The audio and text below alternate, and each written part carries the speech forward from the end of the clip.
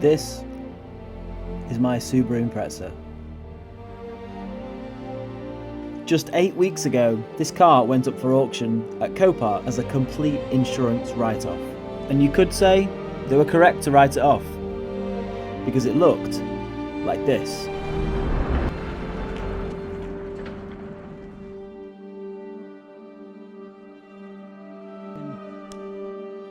However, it's not often you get the chance to buy one of your childhood dream cars for so cheap, and no one else bid on the auction. So, I bought it, and I had no idea what I was letting myself in for. I am not a mechanic.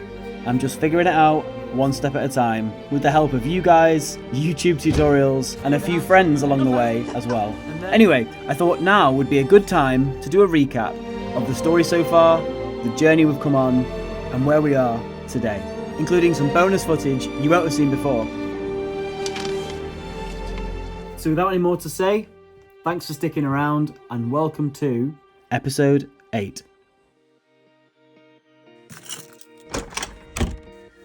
Welcome to sunny UK, where the sun is shining as it always does, but it's shining extra bright today because today is the day something very special arrives.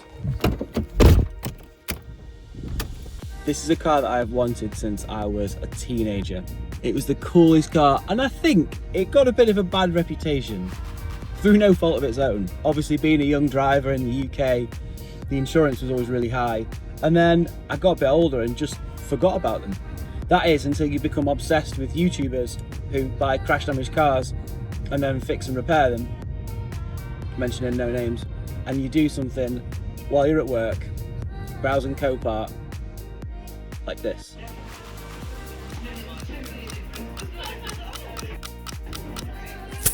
What's the worst that could happen? Just arrived at the unit, here it is, in all its glory. And I think the car's going to be coming in about 10 minutes. So what we're going to do is get the unit ready for what's going to go inside.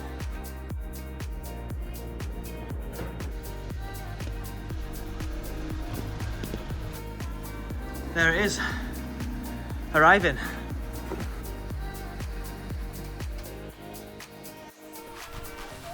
Rolling down, full lock him up there, and hopefully we'll have the momentum to get straight in there.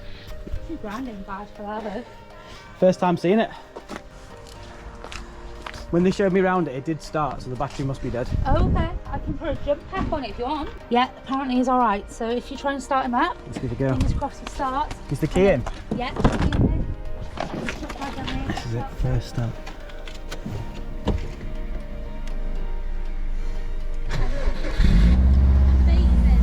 I'll leave the jump pack on there for you to get it down. That's fine. Happy days. Right, let's go. She starts and she drives. Unbelievable. Now, which way is reverse?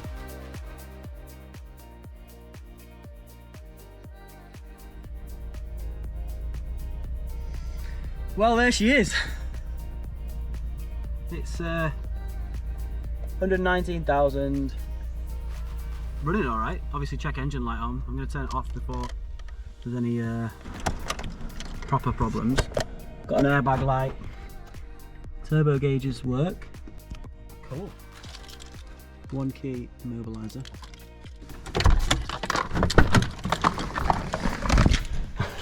Can't believe it drives. Can't believe it started up. Look at that. Supporting English heritage. English heritage or not, it was time to get the most important opinion of all. The front of it's falling off, Chris. There are parts of it falling off, yeah. But, good points. It's blue. It's blue. It's cracked. Cracked. That's cracked.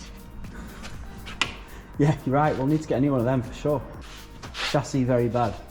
That's the problem that I was telling you about, which is that this is the car's falling off. subframe that goes all the way under.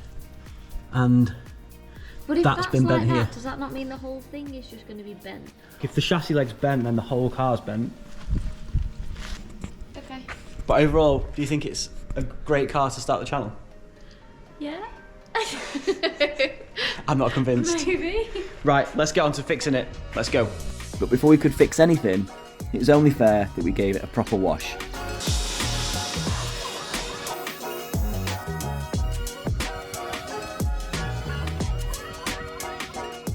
That is one clean car. I mean, it still looks like that, but it's clean at least. Let's get it back into the unit, and then we can start taking it apart. First of all, I needed to strip everything off to find the full extent of the damage and hope that the chassis leg wasn't bent. But when we got the crash bar off, it wasn't good news. I'm not hopeful. Right, we need to have a think about that. But on the plus side, we do have a whole new front cut for it with those chassis legs. So, if the worst comes to worst, we can always cut, weld and replace these bits. Got a plan. I'm going to take this crash bar off there, then we can have a look at what this actually looks like. If we have that same part, then we are in with a chance of being able to just like do a sort of like a front end swap. So we have that bit, which is the bit that's bent on mine, but it should be possible to replace this bent in bit with that nice and straight bit. So we had a plan, and that plan was to get it on a trailer, take it over to Millsbridge, Huddersfield, to Conrad, who was going to put it on his jig and straighten it all out. With the help of Matty, we were ready to go. And just like that, it's off. It's going. So here it is, ready to go into Conrad's unit. This will all be straight. This is going to have been pulled out, and everything will be straight and finished, and just this car is going to be fixed in 3, 2, 1, and here it is. This bit's actually straight. He's done a great job. If you open the bonnet, you'll see the biggest difference, which is over here. So what he's done is he's welded this piece back together, sealed all this down here. You can't even really see where he's cut and welded, but it's like there. He's done an absolutely sensational job. And now it matches up on both sides. It's just completely straight. With the structural damage now out of the way, it was time to move on to some of the more fun upgrades, like brand new wheels. Well, I say new, they were actually second hand and in pretty bad need of refurbishment. I've chosen Bowler B7 classic Impreza alloys for a pretty good price too. So after a 6-hour round trip down to Hereford, I made it back up north, all the way to Wheels Clinic. One of the wheels is buckled, so they're going to get rid of that. They're going to powder coat it in cosmic gold with a gloss finish. I can't wait to see how these turn out.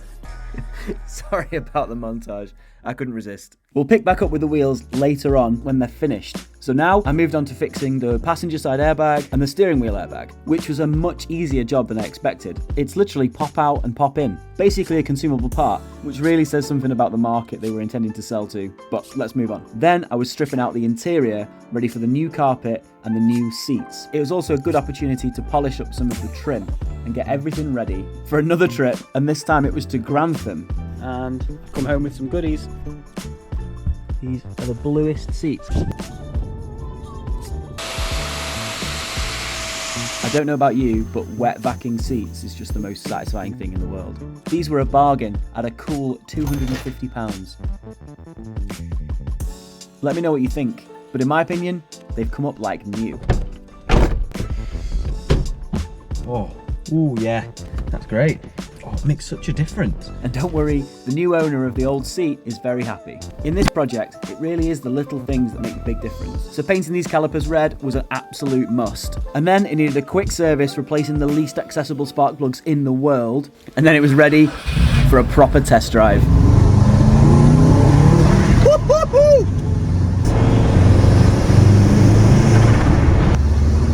It's fair to say, this car is incredible to drive.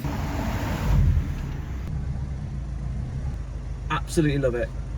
If you remember from the last video, I was having some real trouble with these coilovers, including snapping not 1, not 2, but 3 Allen bolts. But this week, it all clicked into place.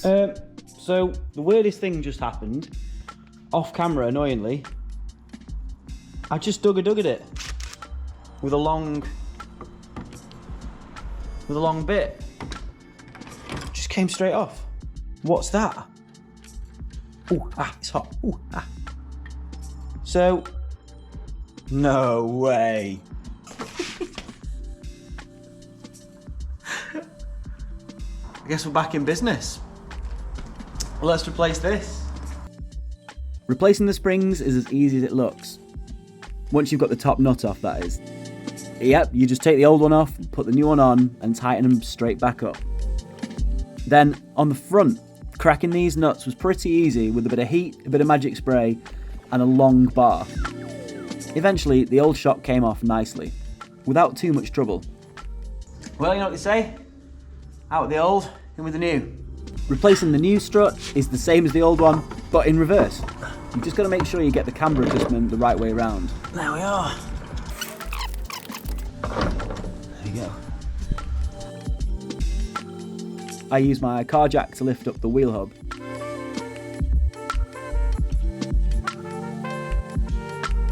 And once the bolts are in, that's it. The first coilover is on. The first coilover is on. I don't know what needs to be done in terms of like camber and adjustment and things like that, but it's on, that's the main thing. That's big achievement, especially after last week's video.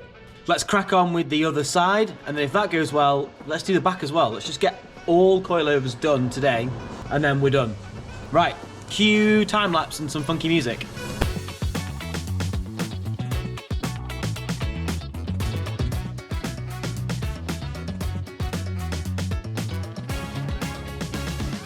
Alright, it is the next day and it is raining outside.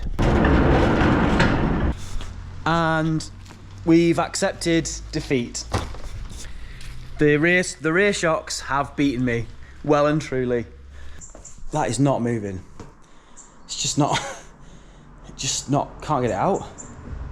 Basically there was no, I was just never getting them off. I think the car needs to be up on ramps to get them off so you can get the angle. Anyway, besides the point. There's a garage just down the road who said he'll fit me for 4 hours labour. So I'm pretty happy with that. It gets the job done. Should be a really easy job. There's one problem. And that problem is, the engine looks like this. I've taken the top mounted intercooler out because I was going to put the front mount intercooler in.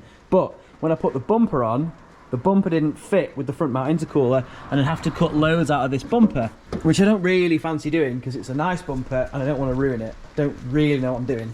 So I've decided to go for the top mount, but an upgraded STI one, which is slightly bigger. But that's not arrived yet. Neither has my new radiator. But I'm going to drive it about 3 minutes down the road to get it to the garage. Put the car back together, time lapse it real quick, and then we're ready to take the car to the garage.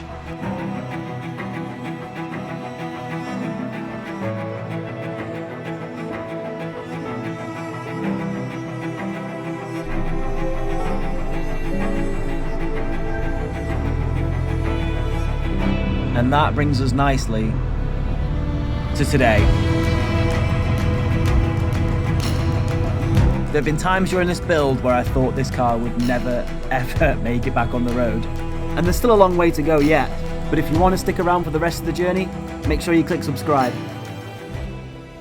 So with that, I made a promise to myself that I would post every single week, and I missed 3 weeks because there's a lot of, I've got no excuse why, but I missed 3 weeks and I promised myself I'd never miss another week again. So this video is going to be put out this week, obviously, because you're watching it. Even if it's not great, well, this is all part of the journey. Some days is going to be big week and some weeks is going to be slow weeks. Anyway, thanks for watching this video. If you enjoyed it, then make sure you hit that like button. If you want to see more, hit subscribe, and I'll see you in the next video. Peace out.